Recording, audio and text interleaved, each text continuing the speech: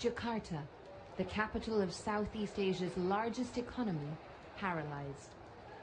Floods last week turned even the usually immune central business district into a sea of muddy water, highlighting the basic infrastructure problems Jakarta hasn't been able to fix for decades. This man, in a red baseball cap surveying the damage, is Jakarta's new governor, Joko Widodo. He's only been in the job for 100 days, but is already under pressure to show that he's up to it. I have declared a state of emergency. We need to take steps that haven't been taken before, like building deep tunnels or a big dam. This is the capital city. Jakarta's urban poor are undoubtedly the worst affected by the annual floods. This area regularly gets flooded every single year during Jakarta's annual rainy season. Residents here often complain that nobody pays any attention to them, and the problem just keeps getting worse year after year.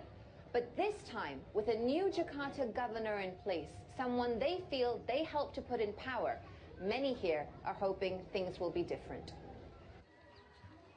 Sahendra has lived here for decades and says his home and small shop are inundated with floodwaters every year. But he's convinced that Mr. Widodo will look after those who helped him get into power. I'm not disappointed in him yet. He's only been in the job for 3 months, not a full year. But I hope he can solve the flood problem. But it's not just floods the new governor has to deal with. Never-ending traffic jams are a part of daily life in Jakarta. To fix this, Mr. Widodo has recently announced plans to build a mass rapid transport system. But do Jakartans think it will solve the problem? It seems to me that the monorail, or MRT, will be for the benefit of the rich people, not the poor people. I think it's a great idea because there are too many cars and motorcycles in the city. There's not enough space. Mr. Widodo is constantly on the local news. People here see him as a hero, but always being in the spotlight has its disadvantages. If he doesn't act fast to fix Jakarta's problems, he risks disappointing the people who are counting on him to make a difference. Karishma Vaswani, BBC News, Jakarta. We will make decisions as swiftly as possible, but the implementation obviously takes time.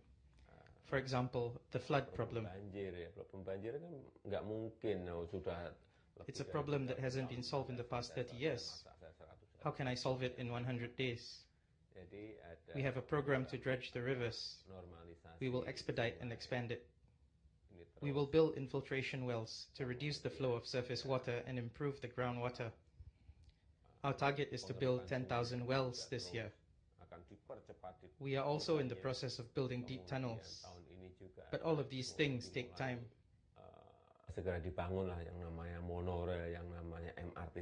We will build a monorail and MRT as soon as possible.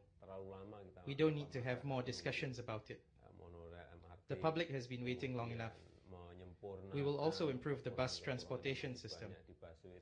In terms of policies, we will aim to cut back on the number of cars on the roads using a license plate number system. We will roll out the electronic road pricing scheme and increase parking taxes. All of this will hopefully reduce traffic jams. I think it's a matter of leadership. Things haven't got done because there are too many conflicting interests. I just don't think about special interests. The public's interest is number one. Demands and high expectations from the public are my biggest challenges. I need to meet them as soon as possible. They give me headaches, but I'm still happy.